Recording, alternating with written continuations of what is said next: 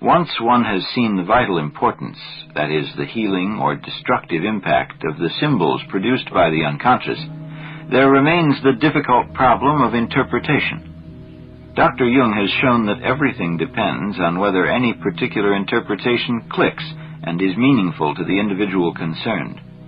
In this way, he has indicated the possible meaning and function of dream symbolism. But in the development of Jung's theory, this possibility raised another question. What is the purpose of the total dream life of the individual? What role do dreams play, not only in the immediate psychic economy of the human being, but in his life as a whole? By observing a great many people and studying their dreams, Jung discovered not only that all dreams are relevant in varying degrees to the life of the dreamer, but that they are all parts of one great web of psychological factors. He also found that on the whole they seem to follow an arrangement or pattern. This pattern Jung called the process of individuation. Since dreams produce different scenes and images every night, people who are not careful observers will probably be unaware of any pattern.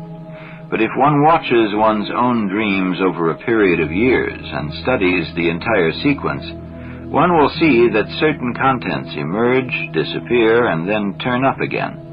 Many people even dream repeatedly of the same figures, landscapes, or situations, and if one follows these through a whole series, one will see that they change slowly but perceptibly.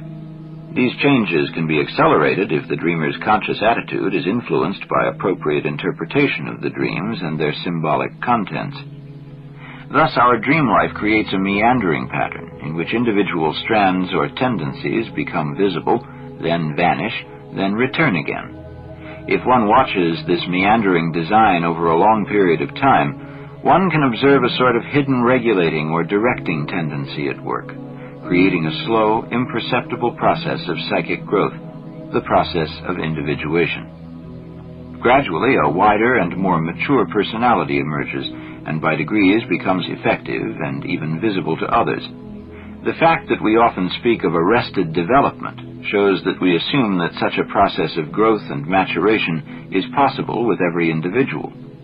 Since this psychic growth cannot be brought about by a conscious effort of willpower, but happens involuntarily and naturally, it is in dreams frequently symbolized by the tree, whose slow, powerful, involuntary growth fulfills a definite pattern. The organizing center from which the regulatory effect stems seems to be a sort of nuclear atom in our psychic system. One could also call it the inventor, organizer, and source of dream images. Jung called this center the self, and described it as the totality of the whole psyche, in order to distinguish it from the ego, which constitutes only a small part of the total psyche. The self can be defined as an inner guiding factor that is different from the conscious personality, and that can be grasped only through the investigation of one's own dreams. These show it to be the regulating center that brings about a constant extension and maturing of the personality. But this larger, more nearly total aspect of the psyche appears first as merely an inborn possibility. It may emerge very slightly, or it may develop relatively completely during one's lifetime. How far it develops depends on whether or not the ego is willing to listen to the messages of the self.